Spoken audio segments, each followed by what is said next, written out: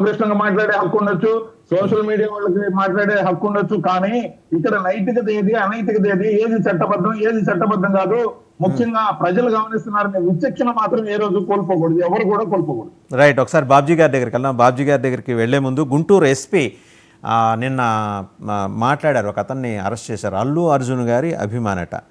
ఇదే మళ్ళీ సేమ్ ఈ సోషల్ మీడియా దుర్గంధాన్ని ఆయన వ్యాపింపచేసిన అనే అభియోగం మీద ఆయన ఏం మాట్లాడారు ఒకసారి చూసి బాబ్జీ గారి దగ్గరికి వెళ్దాం. ఫ్యామిలీ పైన అబ్సీన్ కంటెంట్తో పాటు పోస్ట్ చేసిన వాళ్ళపైన కేసు రిజిస్టర్ చేయడం జరిగింది. దాన్ని ట్విట్టర్లో పోస్ట్ చేశారు. తర్వాత మన ఇన్వెస్టిగేషన్లో టెక్నికల్ కొన్ని మనం చేసి ఫైండ్ అవుట్ చేస్తాము ట్విట్టర్లో ఎవరు పోస్ట్ చేశారని చెప్పేసి.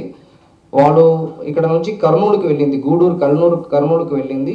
సో రఘు అలియాస్ పుష్పరాజ్ అని చెప్పేసి ఆ అక్యూజ్ని మనం అరెస్ట్ చేయడం జరిగింది.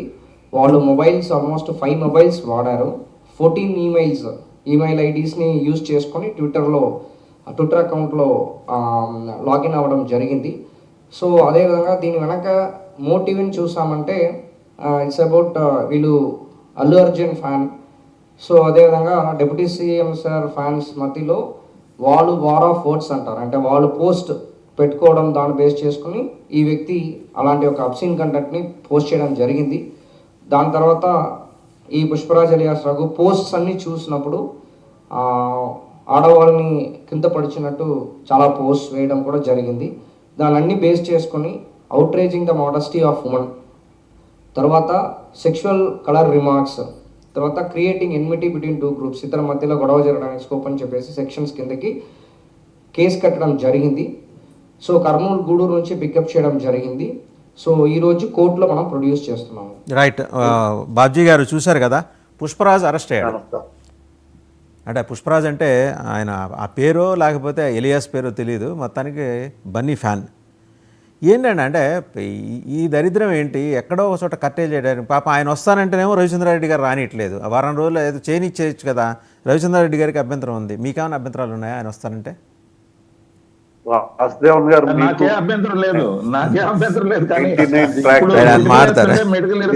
శివశంకర్ గారు, రవిచంద్రారెడ్డి గారు, మోహన్ రెడ్డి గారు అందరికీ కూడా శుభాకాంక్షలు తెలియజేసుకుంటూ, సోషల్ మీడియాలో వచ్చి చాలా మంది పట్టించుకోవడం లేదండి. ఇలాంటి ఎన్నో గ్యాసిప్స్, రకరకాల రోజు చిన్న ఇష్యూ వస్తే ఆ ఇష్యూని ఏదో పెద్దగా చూపించేసి ఎక్కడెక్కడికో తీసుకుపోతున్నారు. దానికి ఏంటంటే వాళ్ళకు వచ్చే డబ్బుల కోసం రకరకాల కామెంట్స్, ఈ రోజు వీళ్ళు వెళ్ళిపోతున్నారు, వాళ్ళు వెళ్ళిపోతున్నారు అంటారు, లేకపోతేనేమో ఇలా జరిగిపోతుంది, లేకపోతేనేమో బీజేపీ ఏమో రాష్ట్రంలో పార్టీని బలోపేతం చేసేసి తెలుగుదేశాన్ని తొక్కేస్తుందని అలా రకరకాల కామెంట్స్ అవి పట్టించుకోని అవసరం లేదు. ఎందుకంటే ఎవరి అండర్స్టాండింగ్ వాళ్ళకు ఉంటుంది. ముఖ్యంగా మరి పవన్ కళ్యాణ్ గారి సతీమణి పట్ల మరి రామకృష్ణ గారు సీనియర్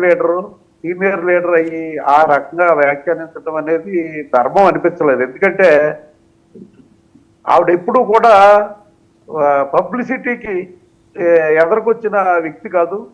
పైగా ఇప్పుడు మనకు ఏదైతే సనాతన ధర్మానికి కట్టుబడి ఆవిడ కూడా, మనం కూడా వెళ్తాం, ఏది మా మసీదులకు వెళ్తాం, ఒక చర్చిలకు వెళ్తాం, ఆవిడ కూడా అక్కడ సంతకం పెట్టి మరి ఆవిడ ఎన్నుకున్న కార్యక్రమాన్ని చేసుకున్నది. అది ఆవిడకి వ్యక్తిగత స్వేచ్ఛ ఉంది. ఆ స్వేచ్ఛను హరించే హక్కు ఎవరికీ లేదు. ఎవరు మాట్లాడడానికి అది సమంజసం కాదని చెప్పి నా అభిప్రాయం. అలాగే మరి ఏబి వెంకటేశ్వరరావు గారికి కూడా వ్యక్తిగత అభిప్రాయాలు ఉండొచ్చు. దాన్ని మిత్రులు రవిచంద్రారెడ్డి గారు అంత హాష్గా మాట్లాడకూడదని చెప్పి నా ఉద్దేశం. ఎందుకంటే ఆయన కూడా గత 5 సంవత్సరాల్లో ఎన్నో కష్టాలు అనుభవించిన వ్యక్తి, ఎన్నో ఇబ్బందులు పడిన వ్యక్తి. మరి ఆయన వేళ ఏదో ఆయనకి చేతనైంది సమాజానికి చెయ్యాలన్న తపనతో మాట్లాడారు. అది మనం దాన్ని చంద్రబాబు నాయుడు గారి దృష్టిలో పడ్డానుకో, లేకపోతే ఇంకోటో అని అంటే వాళ్ళు ఎప్పుడు కలుసుకుంటూ ఉంటారు. అంత ఇబ్బందికరమైన వాతావరణం అయితే ఆయనకి లేదని నేను చెప్తా ఉన్నాను. అంతేకాకుండా మరి ఈ పవన్ కళ్యాణ్ గారి ఫ్యాన్స్, బన్నీ ఫ్యాన్స్ గురించి చెప్పాను. వాళ్ళంతా ఒక కుటుంబం అండి. కష్టం వచ్చినప్పుడు ఖచ్చితంగా వాళ్ళందరూ కలుసుకుంటూ ఉంటారు. అది సోషల్ మీడియాకి అవసరం లేదు. ఎందుకంటే వాళ్ళ సోషల్ మీడియాలోనే ఈ రప్చర్ చేసి వాళ్ళని దూరంగా నెట్టేయాలన్న సమస్యతోటి మరి ముందుకెళ్తా ఉన్న పార్టీలు వెనకాల బ్యాకింగ్ ఉండి ఈ పనులు చేస్తున్నాయని చెప్పి నేను అనుకుంటా ఉన్నాను.